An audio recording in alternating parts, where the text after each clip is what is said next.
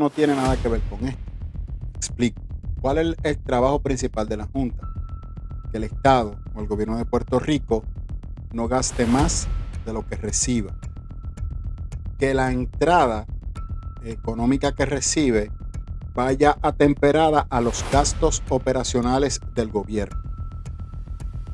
Quiere decir que si dentro de esos gastos operacionales del Estado, las diferentes agencias, los diferentes secretarios manipulan, controlan su base. Hola. Bienvenido a Por ahí Hablamos TV. Gracias por sacarle su tiempo. Visitar nuestro canal. Recuerde, por favor, suscríbase, y al momento de suscribirse es súper importante. Denle like, comenta y comparta nuestro contenido. Las personas que ven ex, Instagram, TikTok, Facebook, gracias. Dele seguir. Si aún no nos sigue, comparta nuestro contenido, y si nos ve en nuestra plataforma principal, que es Facebook, recuerde al momento de suscribirse, si no lo ha hecho, recuerde darle a la campanita para que cuando tengamos nuevo contenido, usted, principalmente usted, pueda ser el beneficiario del contenido que desarrollamos en este canal. Bien, al momento de esta transmisión es el martes 16 de junio del 2026. Y en la mañana de hoy se hizo público el documento del señor Sebastián Negrón Richard, que se le envió a la oficina del panel independiente. Es un documento de 110 páginas. Las primeras 10 es un desglose de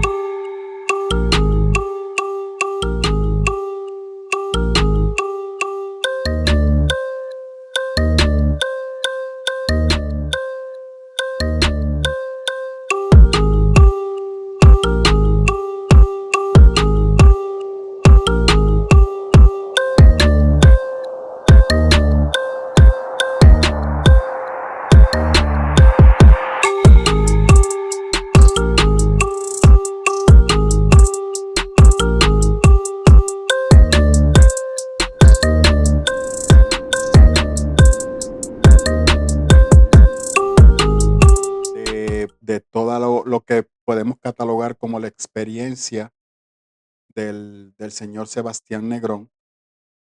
Él procuró detallar al pie de la letra eh,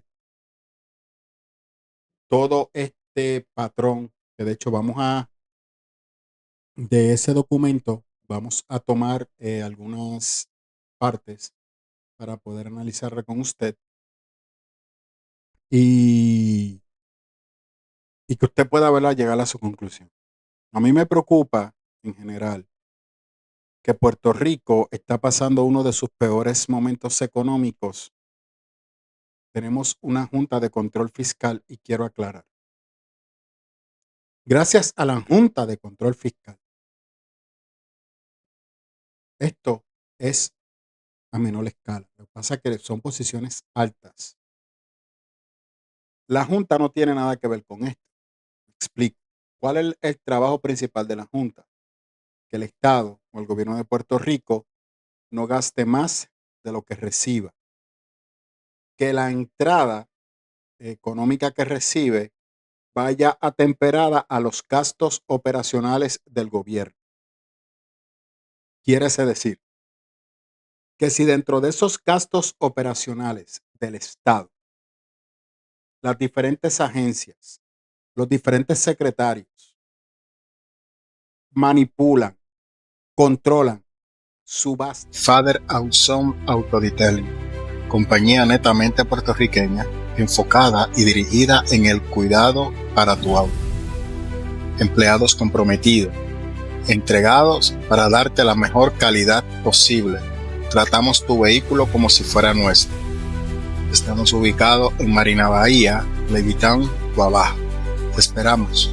Puedes comunicarte al número de teléfono 787-322-56. Subastas que ya tienen un presupuesto operacional de la agencia, pero quieren beneficiar a alguien en particular, ya sea por un quid pro quo, por lo que sea. pero se mantiene dentro del presupuesto, ahí no afecta para nada a la Junta, porque la Junta simplemente va a velar gastos versus ingresos, egresos versus ingresos. That's it. Quien se supone que debe de salvaguardar la salud fiscal de Puerto Rico es el gobierno central de Puerto Rico, desde la gobernadora hasta cada jefe de agencia, incluyendo la secretaria de Justicia, que en este lugar o en estas expresiones queda mal parada. Ok. Sebastián lo que hizo fue que expresó algo que ya había ocurrido, pero que nadie determinó enfrentarlo. Recuerde, vamos para atrás y amárrelo todo, para que entonces vea que ya es un modo operandi. Si usted recuerda, Mellado, secretario de Salud, fue Dominis, que ya había ganado las elecciones, a presionarlo para que cambiara una subasta para que fuera a beneficio de su cliente.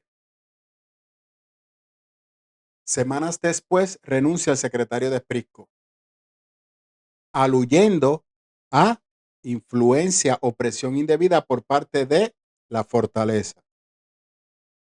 Y así hemos visto cómo, por ejemplo, la secretaria de DACO, que no se quería suscribir, ACG, ha señalado presiones indebidas por parte de la oficina de la gobernadora, y ahora podemos ponerle nombre y apellido, que es el señor Francisco Dominis, que claramente cuando usted ve la ponencia de él en el Senado, le hemos puesto el beato porque ese tipo es santo y tiene la santidad de Judas y la consagración de Judas Iscariote, ¿no? Porque Judas era el que bregaba con las finanzas del maestro, ¿no? Y era una persona pulcra de gran reconocimiento y gran respeto ante la comunidad. Lo único que cuando se hablaba de dinero, pues su moral como que se ajustaba conforme a su beneficio, y ya la historia nos dice el fin. Entonces, quiere decir, pero la Junta no, gracias a la Junta tenemos una situación de que están robando dentro del presupuesto establecido, porque si no, te aumentan el presupuesto para entonces seguir robando y endeudando el país, que nuestros nietos serán los que terminen de pagar esa deuda. Y yo le exhorto a usted que usted vaya a la transmisión que hicimos aquí hace un tiempo atrás sobre el estatus. Esto no tiene nada que ver con el estatus, que no sea proyectarnos como personas corruptas, como Donald Trump nos sigue viendo. Usted que cree en la unión permanente, ¿verdad? Pero ahí vamos. Mire, desde el 2019, que el secretario de Ética Gubernamental de Puerto Rico, que fue nombrado bajo el gobierno de Wanda Vázquez, Luis A. Pérez Vargas, se han reportado en Puerto Rico 1,887 acusaciones. Estoy hablando desde 2019 hasta el 2026. Eso nos da un promedio de 270 acusaciones al día, que la media o son acusaciones por soborno, malversación de fondos públicos, enriquecimiento ilícito, uso indebido de información privilegiada y violación a la ley de ética, que son conductas corruptas que son señaladas en este documento, que lógico vamos a tomar algunas partes del mismo para que usted se dé cuenta que es triste, porque aquí directamente la gobernadora adviene al conocimiento, perdón, por parte del secretario. Añadimos que sume usted desde el 2019 hasta el 2026, ¿quién ha estado gobernando Puerto Rico? El Partido Nuevo Progresista. Así que tenemos 227 casos en 7 años por parte de este gobierno, que usted sigue votando sin analizar y sin cuestionar la capacidad de los funcionarios y a quién se deben. De la misma gobernadora que va a correr en el 2028, que ya está recuperando fondos y que se pasa con campañas políticas dirigida por este señor. En la página 2 del documento, Sebastián puso lo siguiente: entre estas se encuentra la instrucción impartida por el secretario de la Gobernación a través del subsecretario del Departamento Económico, de Departamento de Desarrollo Económico de Puerto Rico, de paralizar el trámite de suspensiones sumarias que el que suscribe había firmado conforme a las recomendaciones de la evaluación interna, así como gestiones contributivas, incluyendo uno vinculado a una entidad representada por él mismo mientras fue miembro de la antigua firma de Cabildero Politán y que continúa siendo cliente de la firma de la cual él alega hoy no participa. Todo ello en circunstancias que el que suscribe considera inapropiadas e incompatibles con su rol y que podría constituir una conducta ilegal sancionada penal y administrativamente bajo el Código Penal de Puerto Rico y la Ley de Ética Gubernamental, entre otros estatutos. Esto es importante porque aquí el gobierno, el Senado, tiene 40,000 leyes en contra de la corrupción. Se firmó una en el 2022, se enmendó en el 2025. Entonces tenemos al partido contrario, tenemos a los candidatos independientes que se supone que tienen que tener las garras para poder supervisar estas cosas y poner presión pública a estos funcionarios. Cuando esto adviene, o sea, esto se supone que la oposición debe de este documento destruirlo totalmente y banarlo para estar exponiendo lo que está pasando desde el Palacio Rojo en la fortaleza y ponerle nombre y apellido al beato Francisco Domínguez. Sebastián decidió copiar a Tomás Rivera Chat, ya que él está al cargo de la comisión total sobre el licenciado Francisco Domínguez, que claramente aquí hay evidencia de que mintió bajo juramento y de que sí está ejerciendo presión, no solamente sobre él. Sebastián habló. Varios secretarios se han ido y no se atreven a hablar por miedo a repercusiones. Y los otros que están sufriendo esa presión y no se atreven a hablar para no perder la piquita. Él son un montón de incisos. Yo voy a tomar lo que considero más importante. Pero él aprovechó y los desglosó. Y los mismos, vamos a poner la fecha cuando empezó. Él indica que esto empezó desde el 28 de marzo del 2026 y él empezó a redactar todos estos eventos que nacen producto de cuando él decide referir a Norberto Almodóvar, secretario auxiliar de OGPE, y a Lisette Rodríguez Tomasini. Estas dos personas que participaban en la oficina de OGPE hicieron movimientos, estaban a cargo de una junta para otorgar un contrato que luego Digimedia, de hecho, demandó al gobierno de Puerto Rico por la manera en que dieron el contrato, porque la idea era favorecer a la firma JJ Investment, que había corrido la campaña de la gobernadora. Él le advirtió a la gobernadora sobre esto. En el desglose él lo dice, y la gobernadora dice que ella no sabía nada, pero lo triste es que al final esta compañía recibió el contrato, cuando quien realmente se había beneficiado era Digimedia. Pero como no era donante del partido, varias veces eso insiste en todo el documento, que no era donante del partido y como no representaba los intereses del partido o de la campaña de la gobernadora, pues entonces no se le podía otorgar.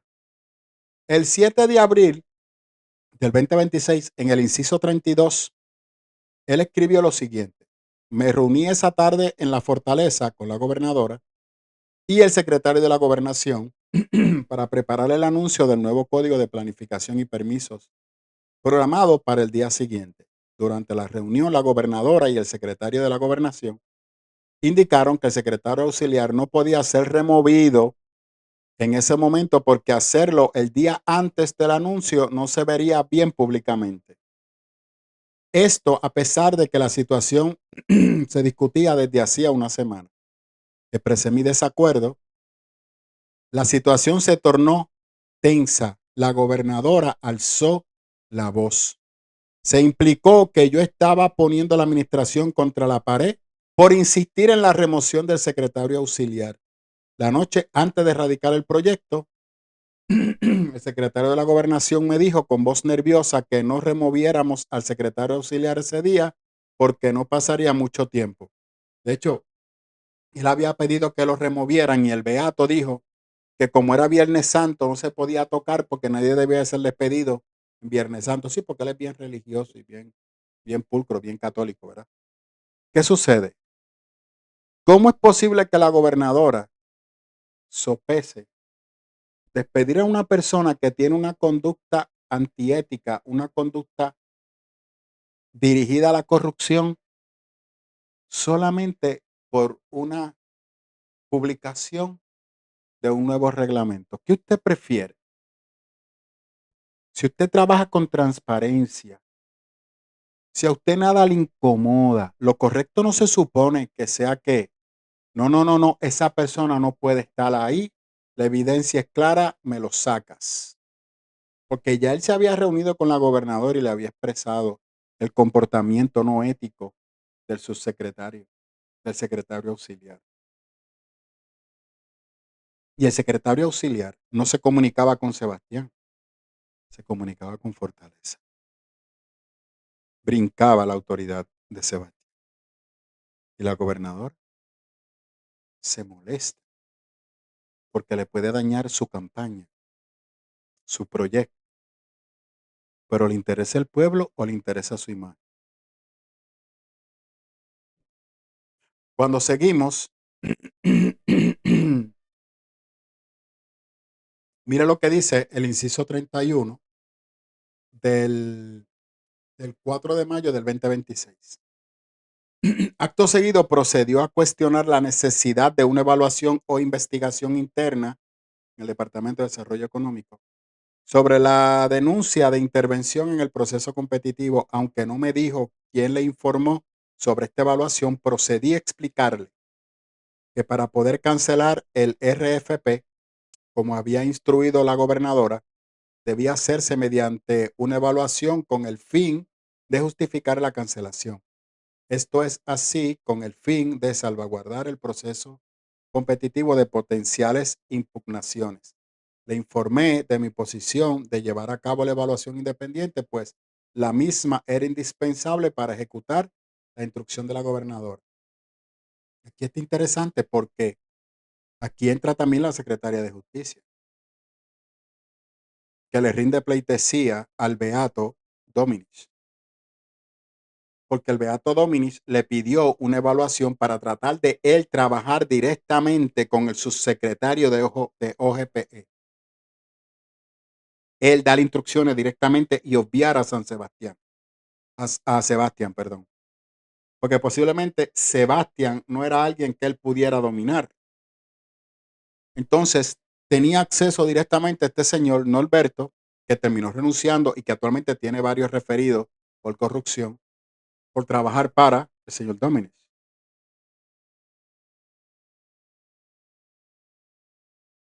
De hecho, la gobernadora también lo sabe. El 11 de mayo del 2026, el inciso 46 dice, la amiga o pareja del secretario auxiliar, al menos hasta donde yo tenía entendido en ese momento, la licenciada Kexieni García Rosario fungía como secretaria auxiliar de asesoramiento en el Departamento de Justicia. Esto es porque él pensó que esto lo había hecho esta persona. Luego, claramente, él explica en el mismo documento que el mismo secretario le comenta que eso fue una decisión de él. Internamente, Sebastián había solicitado que el departamento legal inspeccionara todo este proceso de subasta y que en caso de encontrar deficiencia, que se iniciara el proceso legal conforme al protocolo para que entonces se adjudicara de manera correcta. Y lo que el departamento legal demostró es que sí, que hubo deficiencia, que hubo señalamiento y por eso es que se hicieron los referidos pertinentes para que estas personas fueran removidas de su puesto, pero Fortaleza nunca quiso que estas personas fueran removidas porque eran personas fieles al partido.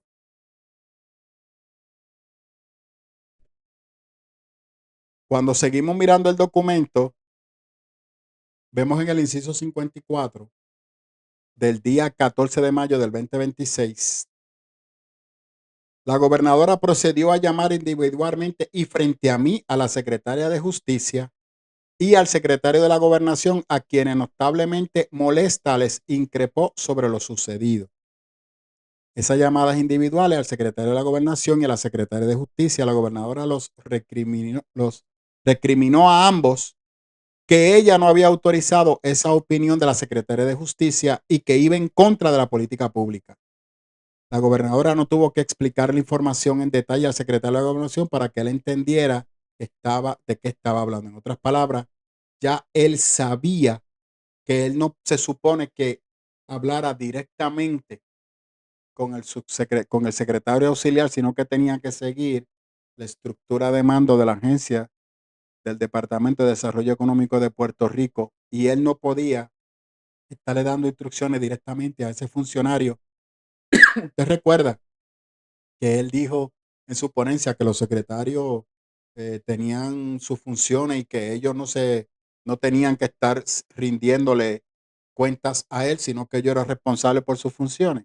Hay muchos secretarios, incluyendo el de salud, que su propia esposa, ¿verdad? Pues lo estaba defendiendo en un caso federal, que de hecho resulta que la señorita, que también es una santa, aparece en este escenario. Sí, porque esta gente no pisan tierra, porque son elevados espiritualmente, no hay quien llegue ante su presencia. Entonces, claramente la gobernadora estaba al tanto y luego de eso, la gobernadora le pidió que entonces hablara con directamente con el secretario. O sea, la gobernadora vio todo esto y sigue confiando en este señor. Interesante, ¿verdad? Mire esto, en el inciso 63, lo que él dice, y vamos a leer el 63 y el 64. Y esto estamos hablando, se lo estoy dando por fecha, fue el 14 de mayo del 2026.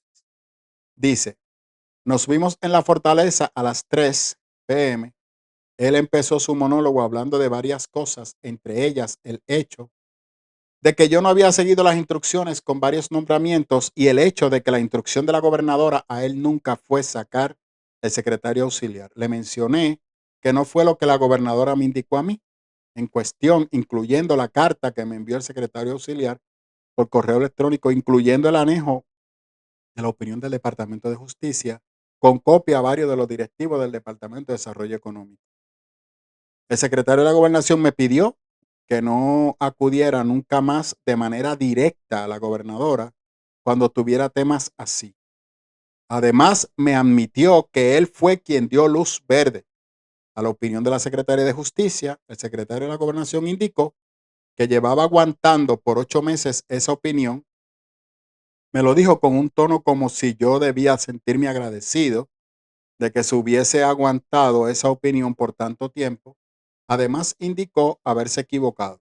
Mala mía, dijo el beato.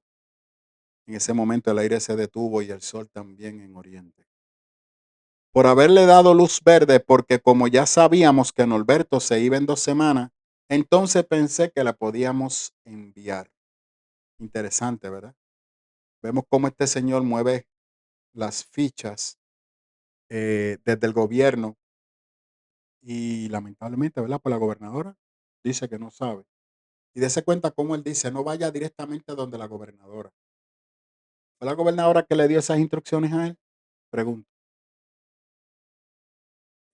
En esa misma fecha, en el inciso 67, vamos a leer la parte B. Luego de leerla, pidió a la subsecretaria de la Gobernación, Ixa García, viniera en persona. A ella se le dio la instrucción de llamar al secretario auxiliar para decirle que no me podía enviar ninguna carta adicional.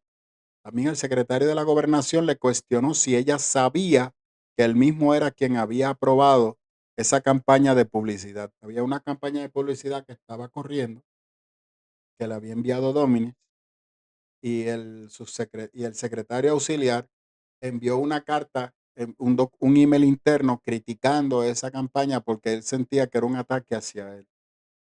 ICSA, usted recuerda que ICSA se menciona que ICSA tiene prohibido darle a él información de Politank y cualquier situación que vaya en contra de los valores éticos, de la ética, sobre la ética que está establecida, y nadie puede violar esa regla ni esa ética, pero los seres divinos, las reglas no les aplica y ellos tienen derecho, ¿verdad?, pues a violar las normas y las leyes, y como él es un beato, pues él tiene un poder especial que sí le permite así hacer.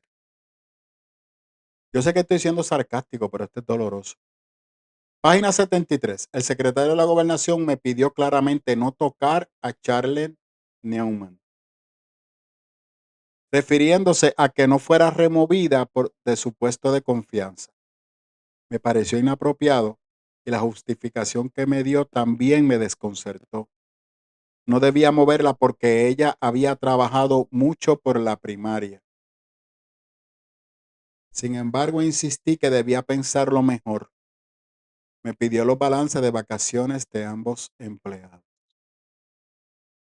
Así que si usted se fajó en la campaña, usted puede robar, usted puede hacer sus trucos. Número dos, si lo está beneficiando a él, pues podemos pasarle la mano. Eso es lo que estamos viendo.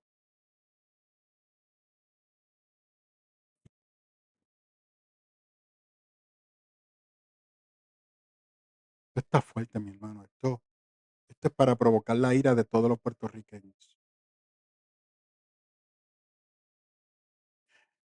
De hecho, hay también que él interviene en, en,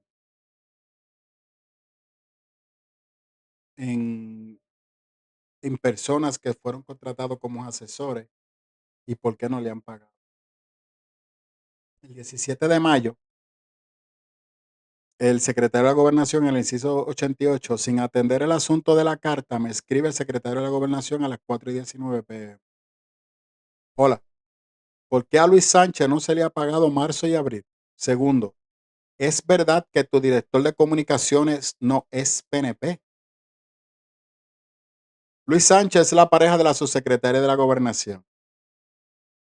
No respondí ese mensaje, tampoco entendí cómo esto asunto les parecía pertinente ante la situación en que nos encontrábamos. Vale señalar que la Fortaleza aprueba todos los nombramientos antes de que puedan entrar en efecto. Además, en episodios previos, el secretario de la Gobernación y la propia subsecretaria de la Gobernación me habían pedido insistentemente proceder con la contratación del novio de la subsecretaria para prestaciones de servicio a la oficina de OGPE. Nótese que la fecha de este documento, la subsecretaria borró todos los mensajes que tenía conmigo. Eso no hay problema porque eso se recupera en caso de una investigación federal. Eso es evidencia. Eso no se destruye. Esa evidencia es eterna. Tuve una conversación con la gobernadora. Estamos en el 91. Del día 18 de mayo del 2026. Donde le indiqué que más tarde esa mañana estaría haciendo los referidos. La gobernadora, muy molesta conmigo, me dijo que estaba de acuerdo con enviar los referidos, pero que no entendía por qué tenía que hacer esto en los medios. Le dije además que no podía confiar en su secretario de la Gobernación y procedí a leerle el texto que él me envió esa madrugada. Que de hecho, vamos a leerlo, que es el 90. ¿Qué texto es? La madrugada del lunes a las 2:28 recibí un mensaje adicional del secretario de la Gobernación. Mañana en la mañana te llamaré para discutir a quién vamos a poner de manera interina en OGPE. La situación de Río Pierluisi, que fue el que nombraron ahora, los dos temas que te puse arriba, entre otras cosas, ya que hoy públicamente atendí el tema de Norberto. Espero que el Departamento de Desarrollo Económico no estén tomando represalias contra personas que se jodieron en la campaña primarista de Diego y la elección general. Cuando te he autorizado personal de confianza que no dio un tajo en la campaña. Campaña es con M. El beato se comió una M, mas usó una palabra que consideramos algo grotesca y ofensiva en nuestra cultura. El cielo se desquebrajó y los ángeles lloraron. Y tú ocupas una silla privilegiada gracias al trabajo que hicimos en la campaña para que Diego fuese la gobernadora. Hablamos en la mañana que descanse. Postdata. No voy a tolerar personas que no son PNP trabajando en puestos de confianza, ganándose un dineral. Eso te lo adelanto para que no te tome por sorpresa. Siempre he sido bien claro con eso. Y claramente le muestra el mensaje a la gobernadora y él, claro, citó entonces a la prensa, que se hizo público cuando hizo públicamente el referido, ¿verdad? Por parte de- del Departamento de Desarrollo Económico. En el 94, mire qué interesante esto, cuando se enteraron que él iba a hacer la conferencia de prensa, que le informó a la gobernadora y la gobernadora se lo informó al secretario de la gobernación. A la conferencia de prensa entró la jefa de personal del director de Prisco, Cristal Díaz. Más adelante ese día el director de Prisco, en ese entonces aún no había sido nombrado su secretario, Roberto Lefranc Fortuño, me confiesa que tenía instrucciones Fortaleza para parar la conferencia de prensa. Al terminar de atender la prensa, caminé por la parte de atrás del salón de conferencia ejecutiva en dirección a mi oficina, visiblemente afectado. Ahí estaba Lefranc Fortuño esperándome. Le miré a los ojos, pero no hubo intercambio. Y en ese momento no le permití entrar a mi oficina. El 97 dice, el secretario de la gobernación me llamó a las 2:24. No pude responder. En ese momento tengo entendido porque así me lo manifestaron. Intentaron llamar a varias personas de mi equipo para conseguir. Luego entró Lefranc Fortuño en mi oficina y me dijo, te llama The Boss, refiriéndose al secretario de la gobernación. Lo llamé de vuelta a las 2:30, no me respondió. Luego me llamó a las 2:35, pero por alguna razón mi celular no registró el contacto del secretario de la gobernación, por lo que no atendí la llamada. El número de teléfono que se reflejaba aparecía registrado bajo Politank. Tomé un pantallazo. Luego de verificar, resulta que era el mismo número de teléfono del secretario de la gobernación.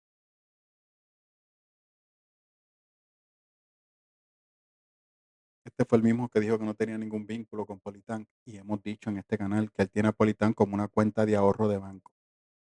Ese señor tumba cualquier tipo de relación con el gobierno y a la próxima semana toma Politán y nadie puede decirle nada porque Politán se rinde ante él porque no tiene miembros primarios y accionista primario porque es una empresa que es privada, no tiene acciones públicas, así que se vende al mejor postor. Es como una ramera. Y en este caso vuelve a quién? A su servidor principal. Ahí vamos. Le llamé nuevamente a las 2:36 y finalmente hablamos. Me informó que vendía personalmente al departamento en la próxima hora. El secretario de la gobernación llegó esa tarde, acompañado por sus ayudantes, Pedro de Jesús, Jorge Rivera López, entró a mi oficina, acompañado de Roberto Lefranc Fortuño, Pedro de Jesús y Jorge Rivera. La dinámica se sintió como una demostración de poder. En esa reunión me acompañó el licenciado Méndez Tenido, asesor legal general del... Así que usted tiene un testigo externo que estuvo en la reunión. Eventualmente me solicitó la presencia del licenciado Sayas, ya mismito, vamos a ver por qué mandó a buscar a Sayas, director de la Oficina de Incentivo del Desarrollo Económico. En el inciso 108, el secretario de la Gobernación procedió a abordar otros asuntos. Se trataba del estatus de la solicitud de 3 decretos contributivos de empresas que ya habían adelantado sus nombres en el documento impreso el viernes anterior, que me había pedido atender con urgencia de entrada. Indicó que le preocupaba la falta de urgencia que tenía el departamento en estos trámites. Ya el director de la oficina de incentivos me había adelantado que desde hace meses los 3 decretos se encontraban en espera de recibir de parte de los proponentes información solicitada por la Oficina de Incentivos, solicitantes de los decretos que le suelen obrar en los expedientes oficiales. Eso requerido por el secretario de la Gobernación no era información que yo pudiera proveer sin consultar detalle con el director de la Oficina de Incentivos. Lo que él quiere decir es yo no domino esa área, soy una persona que se dedica. Número dos, no es prudente que yo esté interviniendo en esas funciones cuando hay una persona ahí que está a cargo. Ahí entra el licenciado Sayas, que él había requerido que estuviera en la reunión y llegó. Entonces, tan pronto Sayas llega, el secretario de la Gobernación comenzó, estamos en el inciso 111, a preguntarle por qué el decreto de Opus Miramar, proyecto cuya parte de footprint está en el distrito de convenciones. ¿Quién lidera convenciones? Su mujer, la licenciada Verónica Ferrayoli, quien a su vez es la esposa del secretario de Gobernación. Como parte del relato mencionó que ya la licenciada Ferrayoli había hecho una conferencia de prensa sobre la primera piedra del proyecto, por lo que estaban esperando contactó con nosotros para el trámite del desarrollo económico. El inciso 113 se lo estamos colocando porque yo quiero que usted entienda que literalmente el secretario de la Gobernación apareció con el expediente del cliente en la oficina, con correos electrónicos, con intercambios entre el licenciado Sayas y el cliente. ¿Cómo el secretario de la Gobernación obtuvo ese expediente?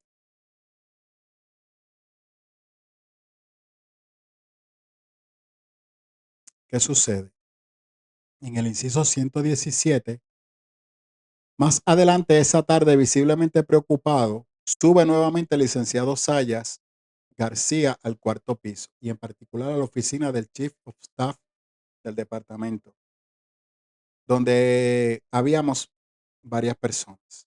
Se sienta con su sobre y nos enseña que el decreto de Opus Miramar es activamente representado por la firma de cabildero Politán.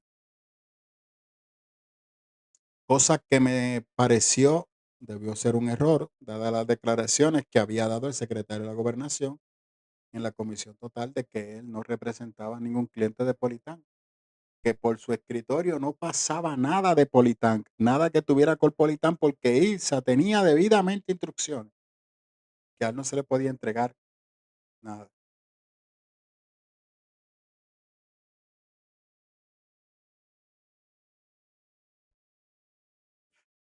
Entonces, el 19 de mayo del 2026, a través del director de Recursos Humanos y Relaciones Laborales, el licenciado Ernesto Rentas, y luego por el mismo Lefran Fortuño, que Lefran Fortuño, por órdenes del secretario de la Gobernación, mandó a paralizar el proceso de suspensión sumaria de ambos, el secretario auxiliar y la jefa de personal.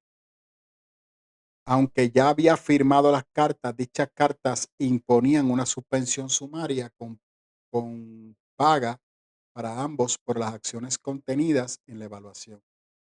Aunque Lefran, como subsecretario, no tiene potestad para ir contra las decisiones del secretario, el secretario de la Gobernación le dio esas instrucciones a Lefran Fortuño. Entonces, el 119 dice, también por instrucciones del secretario de la Gobernación, Lefran Fortuño dio al licenciado Renta la instrucción de revertir una orden de transferencia de personal. O sea, él está dando instrucciones directamente a la estructura de la agencia que se supone que, amparado por la ley de ética gubernamental, él no lo puede hacer.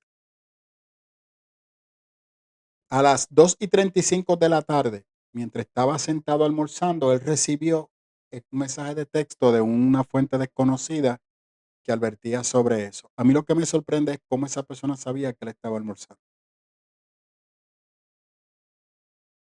¿Cómo sabía que él estaba almorzando?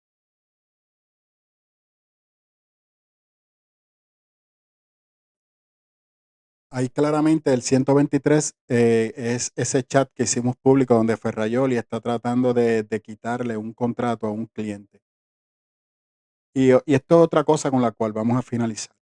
el 8 de junio del 2026, o sea, hace apenas 8 días atrás, comenzó a circular correo electrónico bajo nombres falsos como John Walton y Tomás Rivera Chat 2028, en lo que se distribuía información falsa sobre una investigación alegadamente iniciada por el presidente del Senado para indagar sobre mi relación con el bufete Richard and Escalera, sobre mi relación con el Banco Popular, sobre una supuesta querella en la Oficina de Ética Gubernamental, sobre el uso del vehículo oficial, entre otras cosas. A pesar de que estos correos no son corroborables, algunos medios de comunicación y periodistas reseñaron como cierta la totalidad de estos correos.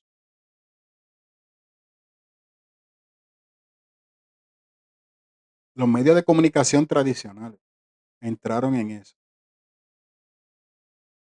que son movidos por el Partido Nuevo Progresista y posiblemente le rinden tributo al Partido Nuevo Progresista. Esto lo que demuestra es que todo lo que pasó en la comisión total fue una mentira por parte de este señor. Repito, aquí hay claramente violación a la ley de ética, aquí hay claramente interrupción del comercio local al tratar de interrumpir en una subasta. Aquí hay coacción, aquí hay amenaza, aquí hay violaciones al Código Penal de Puerto Rico por parte del secretario de la Gobernación, la mano derecha de la gobernadora de Puerto Rico. Y al día de hoy este señor sigue ocupando su posición con el respeto que se merece la gobernadora. Tan mala es ella como él. Los dos son iguales. Ella no puede decir que no sabía de esto cuando claramente él le informó a ella sobre esto. Entonces se complica más porque él colocó correos electrónicos, colocó memorando, pantallas, conversaciones de chat. Todo está bien documentado, no es un asunto de percepción. Recuerde que la verdad no es subjetiva. La verdad se sostiene con los documentos y con la evidencia. Y eso es lo que estamos viendo en este caso. Lo correcto es que este señor hubiese renunciado ya. Si la gobernadora fuera tan seria y honesta como proyecta ser, esto debió de ejecutarse ya. Y todo ese documento demuestra que ella sabía de eso. Y recuerde que esas llamadas se graban. Todo eso que él dijo ahí, él lo tiene en un registro de llamadas, todas esas conversaciones. De hecho, hay una conversación que él grabó cuando se trató de nombrar a una secretaria para la posición de OGP y luego ella dijo que no podía ser nombrada como interina, sino como en propiedad. Aquí hay un montón, aquí él da nombre y apellido, que son testigos en una investigación de esta magnitud.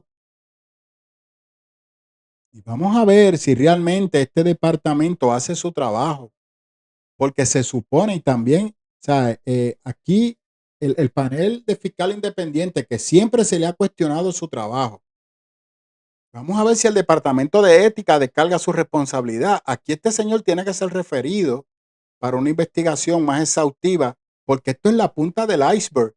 Ya tenemos varios secretarios que han tenido que renunciar y yo entiendo que si se va a hacer algo, tienen que todas esas personas entrevistarlas para seguir indagando y que la investigación lleve y que se levante los datos para procesar a este charlatán que nos está robando en la cara y favoreciendo a los que ayudaron a Diego a llegar a la gobernación. Y yo entiendo que la gobernadora también tiene una gran responsabilidad y tiene mucho que explicarle al pueblo de Puerto Rico. Gracias por ser parte de Boreal.